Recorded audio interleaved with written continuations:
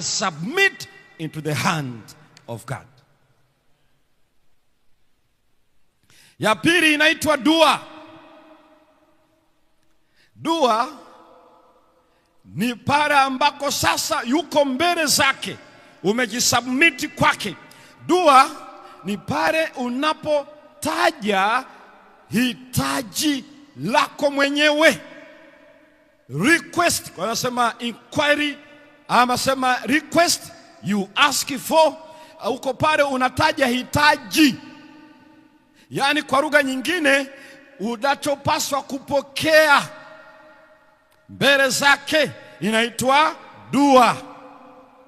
Na utaangalia kwenye Samueli ya kwanza sura ile ya 20, sura ya kwanza mstari wa 27, Hana anasema nalikuomba dua alipokuwa amekuja mbele za Bwana, nalikuomba dua.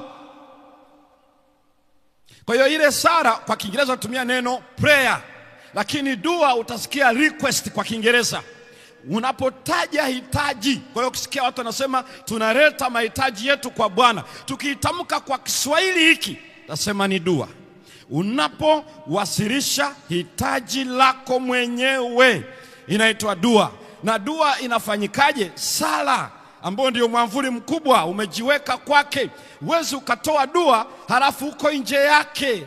Unakuwa ndani yake kwanza, unakuwa kwake kwanza, unajileta kwake kwanza, halafu ndipo unaleta dua. Ndio maana unaona hata ile sala ya Bwana haiti maombi ya Bwana, haiti dua ya Bwana, inaitwa sala ya Bwana. Na ni vizuri uweze kufahamu, kwa sababu ni ya muhimu mno, hata kama hautatoa dua kwa sababu yoyote ile, ili mradi umejisubmit wewe ndio unajikabidhi kwake, umefanya vizuri zaidi, hata kama hautakuwa na hitaji lolote kwa ajili ya maisha yako ya sasa. Wangapi wananifuata mpaka saa hii? Asante. Na ndio maana hapo kwenye dua, ukienda kwenye kitabu kile cha Proverbs, Mithali 30 ile aya ya 7, naomba hapo usome Eda Nyando. Mithali 30 na ile aya ya 7 kwenye dua. Hebu soma pale. Mithali 30:7 anasema mambo haya mawili nimekuomba. Nimekuomba mambo haya mawili. Usininyime matatu kabla sijafa. Kabla sijafanyaje?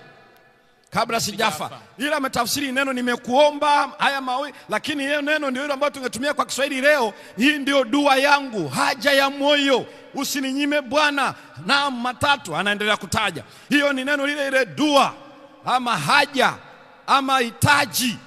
Kwa maana unahitaji wewe mwenyewe aguse maisha yako kwa uzima wa sasa. Mahitaji yako wewe mwenyewe uliyejikabidhi kwake, hiyo inaitwa dua.